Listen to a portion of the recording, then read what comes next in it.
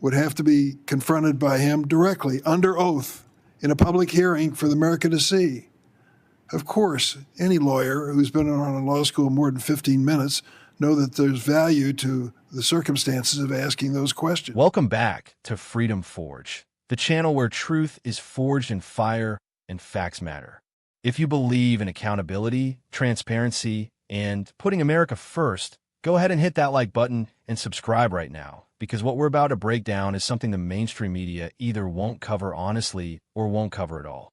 Today, we're reacting to a Senate hearing that dives straight into one of the most controversial legal and political battles in recent memory.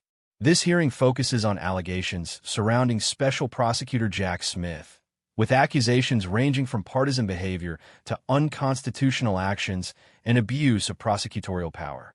Lawmakers are questioning witnesses about whether these investigations are truly about justice or if they've crossed the line into political weaponization. At the same time, the hearing raises deeper concerns about transparency, access to evidence, and whether key figures are being held accountable under oath in front of the American people. Thank you, Senator Lee. Ms. Cleveland, you've given a pretty lengthy bill of particulars in reference to the Special Prosecutor Jack Smith. I tried to keep up with your statement. You've accused him of being a hyper-aggressive prosecutor, partisan, deputies who are politically partisan, running some sort of partisan protection racket, unconstitutionally appointed, a litany of constitutional misconduct, guilty of a fishing expedition, and on and on. Would there be value for you to be able to ask Mr. Smith questions about your assertions? Only after I've seen enough background information to poise good questions, such as Senator Grassley's release this morning revealed for the first time that he had... No, I'm just asking in general terms, and not to get specific. Well, as a lawyer, I have to give you the specific answers to the question. Well, I'd like you to do it very briefly because I have a limited period of time. I'm just asking you if you had a chance to ask Jack Smith questions. Not until I've seen the documents that will inform the questions and be able to confront him. You don't do a deposition until you've done document review. Well, of course, I think that goes without saying in the practice of law. But let me ask you if you could ask him questions under oath, whether that would be more value than just general questions? Again, after I've seen the documents. You don't think being under oath puts any special obligation on a person who is asked a question? You can be under oath, and if you're not confronted with the evidence, the answer is not going to be as informative. It sounds like you're afraid to face him. Not at all. Well, good. Let me ask you this question. If you could do it in the setting of, say, the Senate Judiciary Committee, and you had a chance to ask those questions under oath, do you think that might be of value? After I've reviewed all of the relevant documents, including the ones hidden in prohibited access. How about we make sure that that meeting of the Judiciary Committee is public so America can witness the questions and answers? Would that be of value?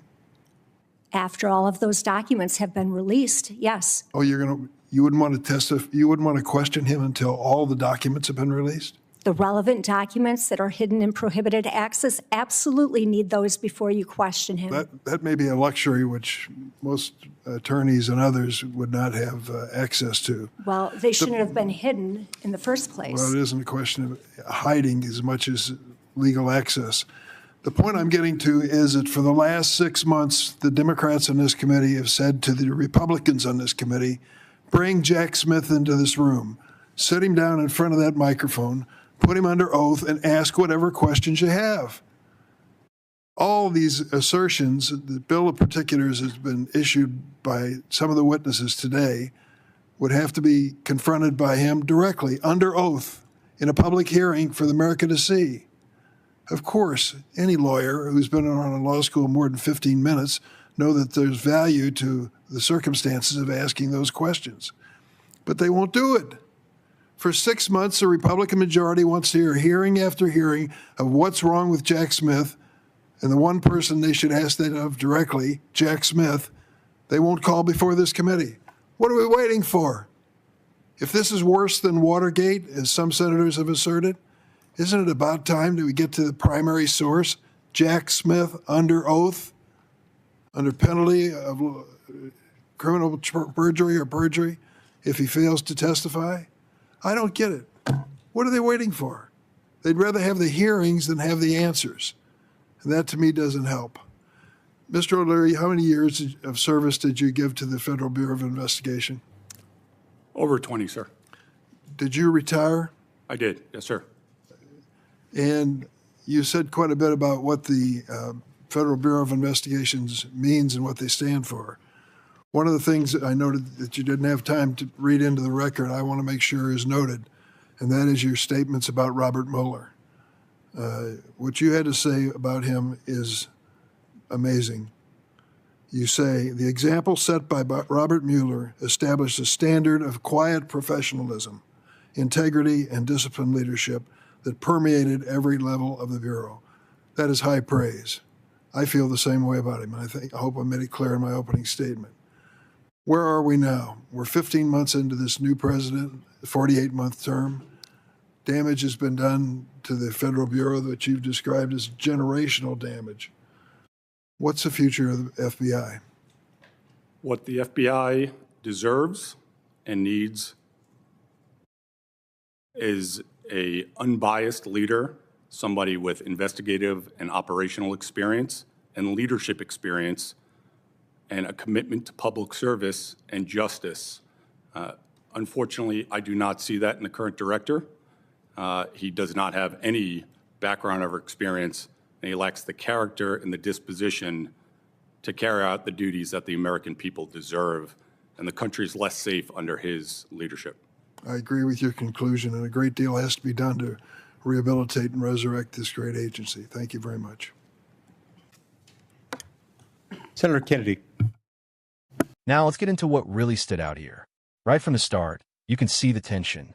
The senator lays out a long list of accusations against Jack Smith, calling him hyper-aggressive, politically biased, and even suggesting unconstitutional conduct. That's not light criticism.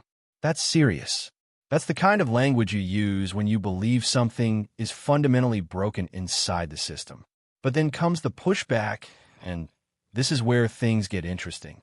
Instead of immediately calling for Smith to be brought in and questioned, the response is cautious. The witness essentially says, not yet. They want documents first. They want access to everything, including what they claim are materials hidden behind restricted access. And look, from a legal standpoint, that makes sense. Any good lawyer will tell you that you don't walk into questioning blind. You prepare. You study the evidence. You build your case. But here's the issue. We're not just talking about a courtroom strategy. We're talking about public accountability. We're talking about a situation where half the country is being told that something is deeply wrong with a federal investigation, and yet the person at the center of it isn't being brought forward to answer questions under oath. And that's exactly what the senator points out. For months, there have been calls to bring Jack Smith in, sit him down, and let the American people see the answers directly. Not filtered through statements, not interpreted by third parties, but straight from the source. Under oath, with consequences for dishonesty. And yet, it hasn't happened. That raises a serious question. If the accusations are this severe, why not confront them head on? Why not bring the man in and let the truth come out? Because here's the reality. Transparency shouldn't be optional. It shouldn't depend on timing, strategy, or convenience. If we're talking about something that some are comparing to historic scandals, then the standard should be clear. Full exposure, full questioning, and full accountability. Now, the argument being made is that without all the documents, the questioning won't be effective. And sure, there's truth to that. But at the same time, delaying transparency can start to look like avoiding it. And that's where trust begins to erode. Then the hearing shifts, and this is another critical moment. The conversation moves toward the FBI and its leadership. A former agent talks about what the Bureau used to represent professionalism, integrity, discipline. That's the gold standard. That's what Americans expect from an agency with that much power. But then comes the contrast. The claim is that under current leadership, the FBI has suffered what's described as generational damage. That's not just criticism. That's a warning. That's someone saying the institution itself is being weakened in a way that could take years, maybe decades, to repair. And as someone watching this, you have to ask yourself, how did we get here? How did we go from an agency that was widely respected to one that's now being questioned at this level inside a Senate hearing? The answer, in my view, comes down to accountability and leadership. When leadership lacks experience or fails to maintain neutrality, the entire institution feels it. And when the public starts to believe that justice is being applied unevenly, that's when confidence collapses. Now, let me be clear about something. This isn't about blind loyalty to any individual. This is about principles. It's about whether the system is fair, whether it's transparent, and whether it applies the same rules to everyone. Because if it doesn't, then we don't have equal justice. We have selective justice, and that's dangerous. What we're seeing in this hearing is a clash between two ideas. One side is saying we need more investigation, more documentation, more preparation before taking the next step. The other side is saying enough is enough. Bring the key figure in, put him under oath, and let the American people decide. And honestly, there's merit to both arguments. But the longer this drags on without direct answers, the more suspicion it creates. People start to wonder what's being hidden. People start to question motives. And once that doubt sets in, it's hard to reverse. That's why hearings like this matter. They're not just about politics. They're about restoring trust. They're about showing the public that no one is above questioning, no one is beyond scrutiny, and no one gets a free pass simply because of their position. At the end of the day, what Americans want is simple. They want the truth. They want fairness. And they want to know that the system works the same way for everyone, regardless of power or politics. And until that's clearly demonstrated, these kinds of hearings are going to keep happening, and the questions are only going to get louder. If you want more breakdowns like this, more real analysis without the spin, make sure you like this video, subscribe to Freedom Forge, and stay locked in. Because we're going to keep bringing you the facts, the context, and the perspective that others won't.